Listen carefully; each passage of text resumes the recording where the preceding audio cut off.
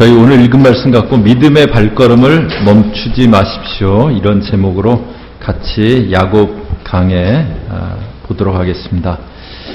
사람의 마음은 쉽게 잘 바뀝니다. 참 간사한 게 사람의 마음입니다.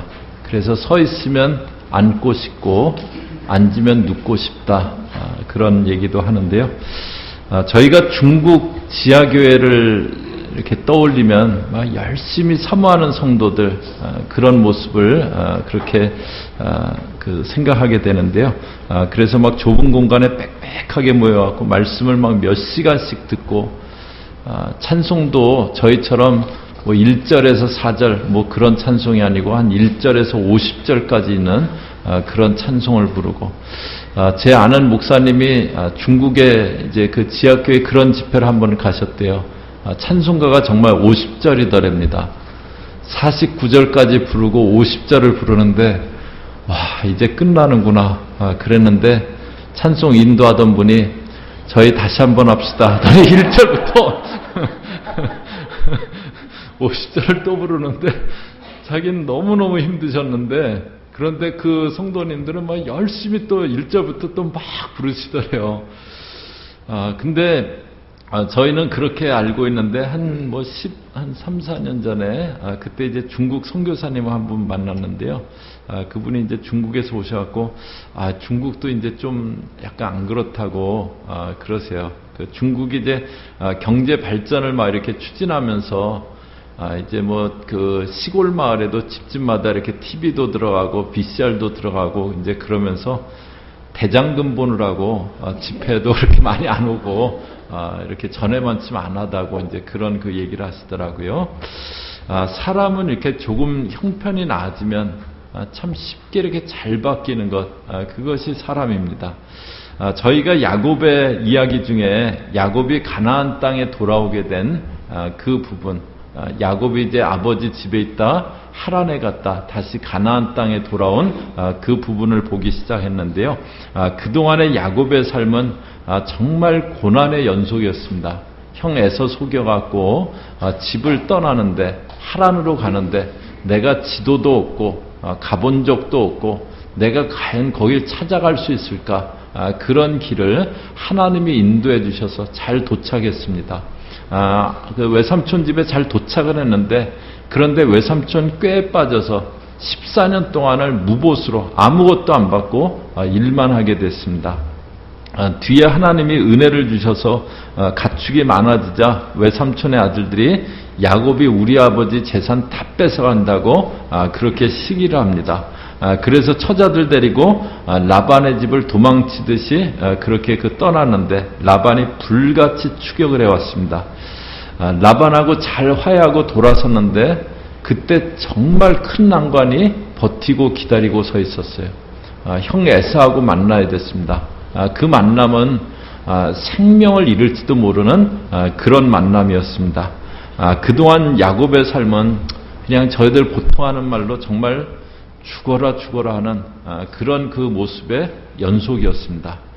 그런데 야복에서 기도하고 하나님이 에서의 마음을 만져주셔서 잘 화해가 됐어요. 그리고 야곱이 가나안 땅에 이제 정착하게 된 그 모습까지 지난주에 보았는데요. 오늘 말씀은 이제 그 다음에 야곱에게 일어나는 그런 일들입니다. 18절부터 다시 보시면요. 야곱이 밧단 아람에서부터 평안히 가나안 땅 세겜 성읍에 이르러 그 성읍 앞에 장막을 치고 여기 밧단 아람은 외삼촌 라반이 사는 그 야곱이 20년 동안 살던 그 지역이 밧단 아람인데 거기서 가나안 땅 세겜 성읍에 이르렀다. 그렇게 얘기합니다. 그런데 여기 약간 문제가 있습니다. 저희가 지난주에 봤던 17절에는 야곱이 이제 형이 내가 기반 잘 닦아놓은 세일로 같이 가자. 내가 잘 안내해 줄게.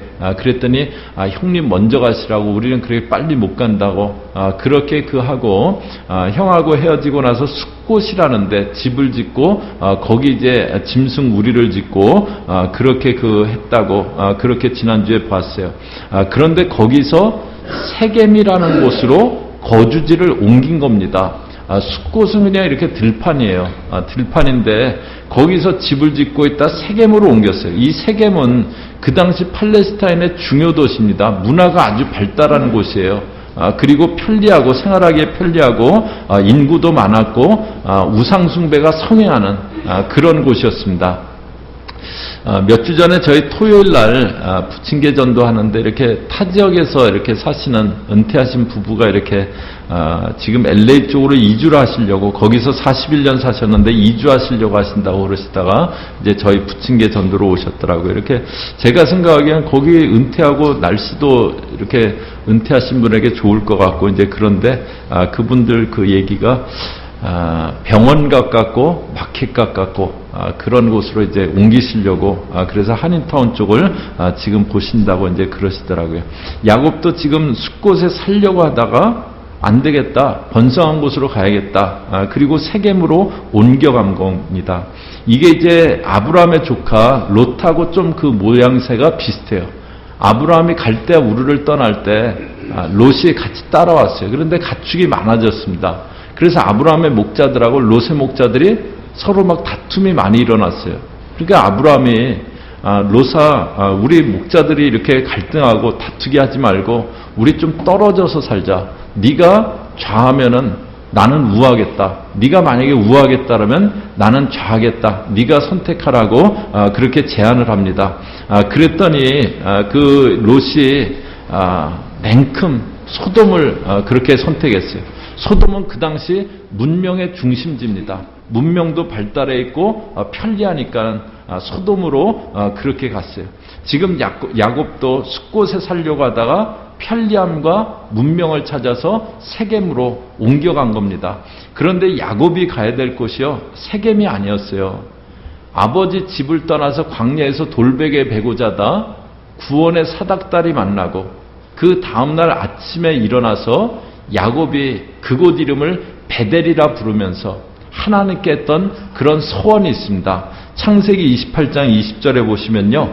야곱이 소원하여 이르되 하나님이 나와 함께 계셔서 내가 가는 이 길에서 나를 지키시고 먹을 떡과 입을 옷을 주시어 내가 평안히 아버지 집으로 돌아가게 하시오면 여호와께서 나의 하나님이 되실 것이요. 그 다음에 22절은 같이 읽겠습니다. 시작. 내가 기둥으로 세운 이 돌이 하나님의 집이 될 것이요. 하나님께서 내게 주신 모든 것에서 10분의 1을 내가 반드시 하나님께 드리겠나이다 하였더라. 자기가 돌베개 하고자 하던 그 돌을 세워놓고 이곳이 하나님의 집이 될 것이다. 그렇게 소원을 했어요.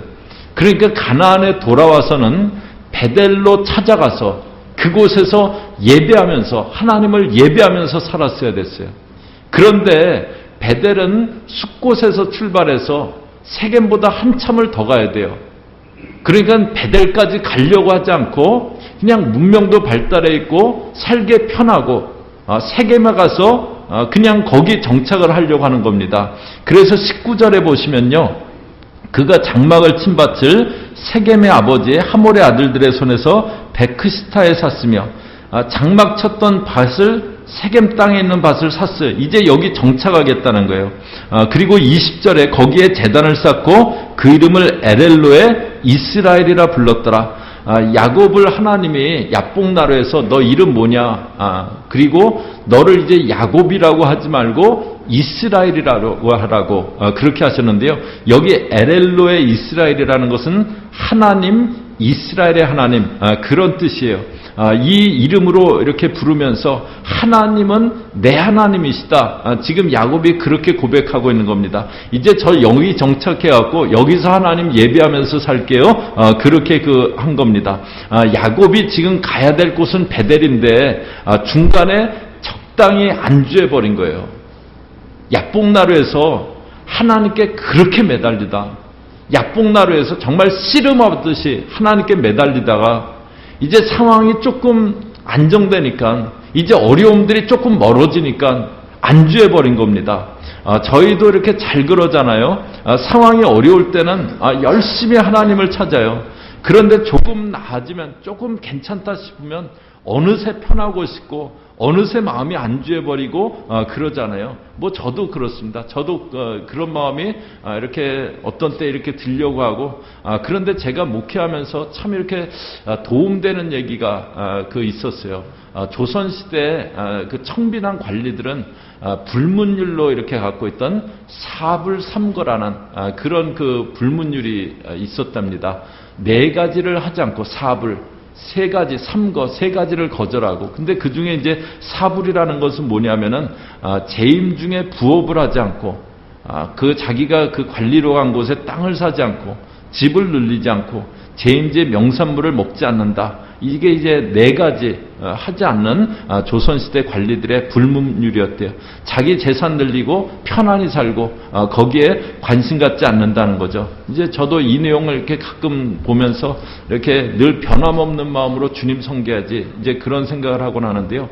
저희가 상황이 조금 바뀌어지면 사람이 잘 바뀌는데 참 그러지 말아야 됩니다. 사람이 상황 좋아진다고 상황 따라 바뀌면 안 되잖아요. 그런데 야곱은 이제 재산도 좀 많고 처자식들하고 어느 정도 안정이 되자 슬그머니 바뀌어버립니다. 슬그머니 하나님에 대한 그 마음보다는 그냥 안주해버리는 그런 모습이 되어져요. 그런 그에게 일어나는 일이 있습니다. 34장 1절이요. 레아가 야곱에게 낳은 딸 디나가 그 땅의 딸들을 보러 나갔더니, 야곱은 이제 아들이 12명인데 딸은 1명이에요. 레아가 그 딸을 하나 낳은 디나가 있었는데 거기 갔다가 그 땅의 딸들을 보러 나갔대요. 여기 보러 나갔다는 것은 그냥 어쩌다 한번 이렇게 간 것이 아니고요. 어느 날 한번 이렇게 가본 것이 아니고, 이제 자주 그 가나안 땅 애들은 어떻게 어떤 모습으로 사나 자꾸 거기 이제 가본 거예요.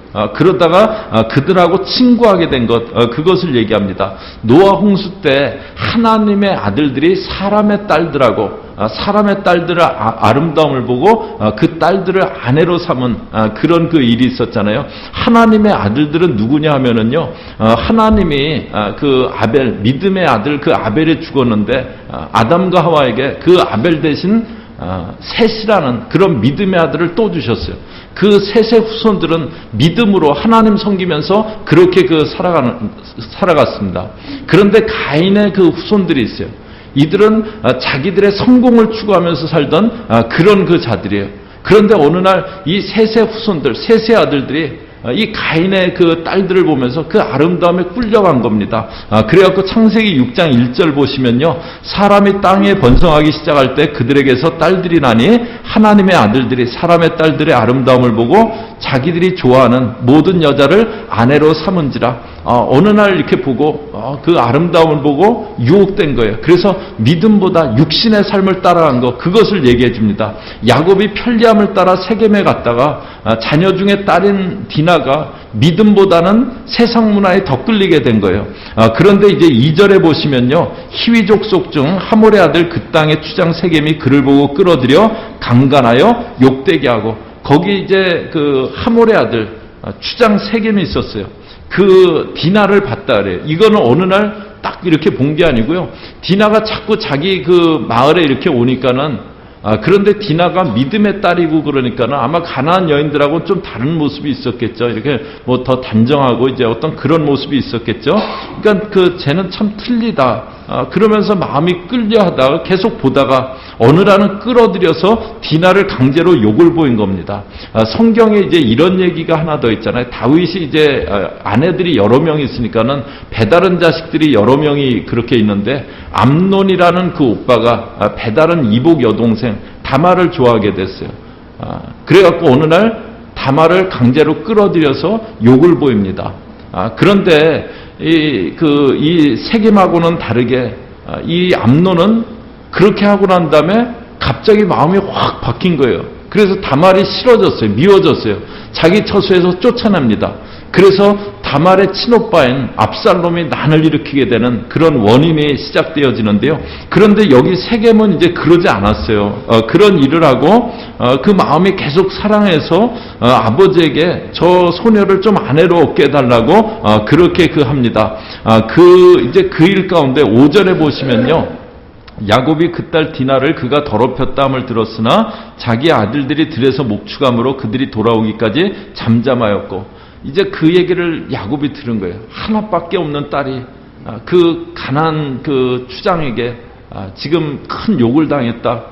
그걸 들은 거예요. 그는 잠잠했다래요. 이게 그냥 마음이 아무렇지 않아서 잠잠했을까요? 자기 하나뿐인 딸이 그런 일을 당했는데요. 또 7절에 보시면요. 야곱의 아들들은 들에서 이를 듣고 돌아와서 그들 모두가 근심하고 심히 노하였으니 그동안 여러 어려움 해치고 이제 조금 그 가족들끼리 안정 있게 살려고 하는 그 참에 야곱 집에 또 큰 풍랑이 일어난 겁니다. 상황이 좋아질 때 야곱이 안주해버리자 하나님이 야곱에게 다시 풍랑을 보내시는 겁니다. 저희가 믿음으로 살다가 조금 상황이 나아질 때 그때도 변치 말고 저희들은 계속 믿음으로 가야 되는데 그렇지 않을 때 풍랑이 오게 돼요. 요나가 니느웨로 가라 그 얘기 듣고 다시스로 갈 때 그 바다에 풍랑이 일어납니다. 아까 보았던 롯이요 소돔성에 가서 살았어요. 그런데 소돔과 그돌라오멜 연합군하고 전쟁이 일어납니다. 그 전쟁에서 소돔이 패하면서 롯이 포로로 잡혀가요. 롯에게 하나님이 큰 풍랑을 만나게 하십니다. 믿음으로 계속 걸어가야 되는데 중간에 안주해 버리려고 할 때 저희 삶에 이런 풍랑이 와요. 그런데 이 풍랑은요 사랑의 풍랑입니다. 하나님이 사랑하시게 해주시는 그런 풍랑이에요.